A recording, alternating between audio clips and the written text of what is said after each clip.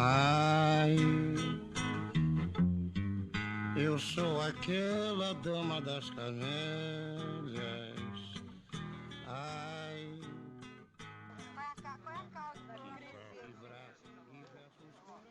Não há crise. Não há crise. A grande crise brasileira é uma crise moral.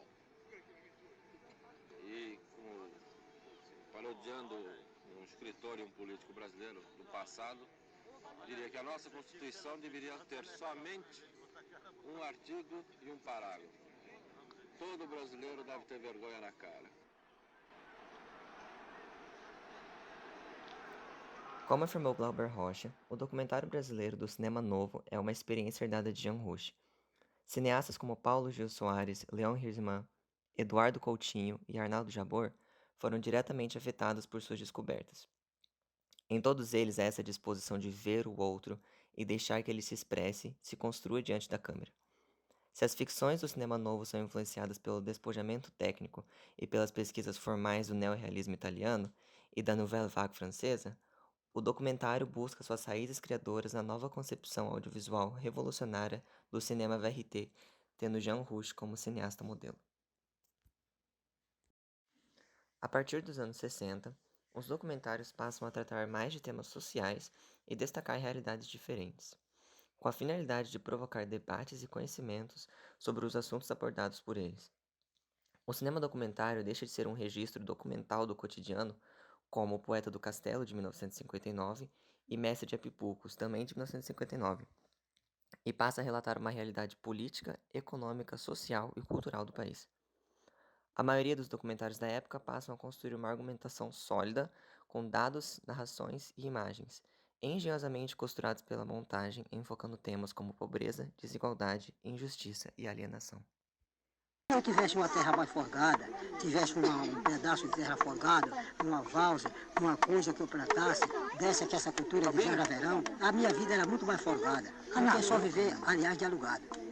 Trabalhando para o engenho, somente para o engenho, para o seu engenho. A vida de trabalhar para a gente é uma vida mais suficiente, é uma vida mais descansada, é uma vida mais prolongada. Não é como esta vida que nós vivemos nela. Esta vida que nós vivemos nela é uma vida aperreada. Amanhece o dia pela manhã bem cedo, tem que sair bem cedo, quem chova, quem faça sol. Quem trabalha na produção da agricultura, classe própria, bem, quando amanhece o dia bem cedo, manhã chovendo, tem direito de tomar seu café, deixar o dia lentar, uma coisinha, não é? Para então pegar no seu trabalho. E este nosso não, que chova, que faça sol, é de inverno, verão, o cara tem que entrar. Agora é na chuva, é no sol, é no sereno. Pois bem, quer dizer que isso é um ganho que a gente ganha forçado. Bill Nichols, um crítico americano, afirma que não podemos ver o conceito de beleza, por exemplo. Podemos apenas ver os sinais e sintomas de uma experiência degradada, cheia de privações, a qual atribuímos o conceito de pobreza. Isso equivale a dizer que o valor documental dos filmes de não ficção está em como eles representam virtual e auditivamente os tópicos para os quais nossa linguagem escrita e falada fornecem conceitos. Da mais autêntica vontade popular, da liberdade de escolher e preferir, da consciência das opções. O Maranhão não suportava mais nem queria o contraste de suas terras férteis. Como em Maranhão 66, por exemplo. Glauber Rocha viaja com a câmera pelas mazelas do Maranhão, enquanto a montagem junta os planos em cortes secos. Casas de pau a pique, hospitais com condições precárias, pessoas vítimas da fome. Tudo isso enquanto Sarney discursa ao fundo sobre a atual pobreza do Maranhão e o que ele, como novo governador, fará para mudar o cenário do estado. A montagem parece ser irônica quanto ao discurso de Sarney. Enquanto o governador discursa sobre o progresso, vemos a pobreza do estado pelas imagens. Não quer a desonestidade no governo, a corrupção nas repartições e nos despachos.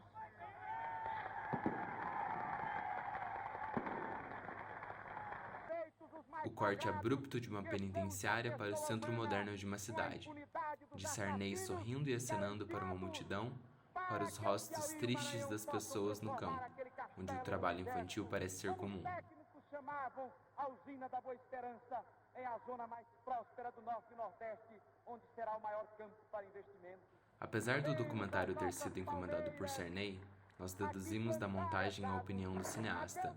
A organização das imagens com voice-over nos fornece a interpretação correta das imagens. Cega e amor cego são grandes perigos para quem governa nestas paragens.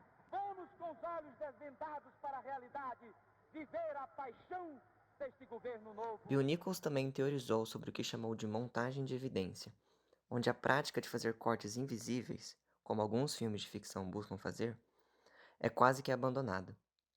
A montagem nesses documentários não é arranjada para dar sensação de tempo e espaço onde os personagens transitam com suas ações. Ela está mais preocupada em construir um argumento convincente. Aquilo que a continuidade consegue na ficção é conseguida por esses documentários através de suas ligações reais e históricas. Assim como em Maranhão 66, os cortes são abruptos e perceptíveis e não fazem o menor esforço para serem invisíveis, mas eles estão ligados pela pobreza nas imagens e pelo contraste com a celebração da cidade. Em Viramundo, as sequências seguem uma lógica. A ideia de ação e reação permeia a edição. Temos a chegada à cidade, levando ao trabalho, levando às más condições de trabalho, que resulta no desemprego, levando à caridade e à marginalização. A caridade leva o refúgio na religião, e a persistência da marginalização e a religião não solucionando os problemas leva os imigrantes a retornarem à terra natal. As sequências lógicas também acontecem em Brasília, Contradições de uma Cidade Nova, onde chegamos à cidade e testemunhamos sua organização, arquitetura e planejamento, até que a montagem nos leva para a rodoviária, onde a câmera pega o ônibus para a periferia da cidade, onde os operários estão alojados. Lá conhecemos a desigualdade que construiu Brasília e as condições que os operários vivem.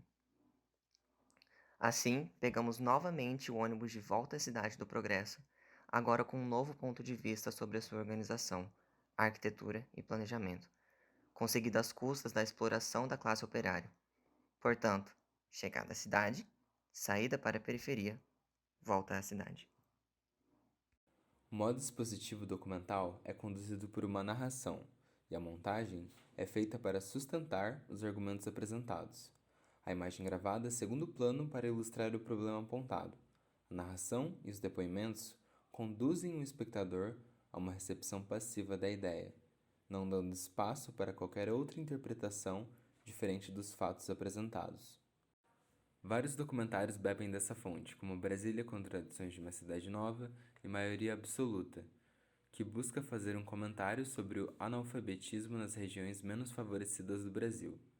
A pobreza e o trabalho precário são mostrados aqui como em Maranhão 66, mas são intercalados pela narração pomposa do narrador e pelos depoimentos dos analfabetos que são conscientes de sua situação.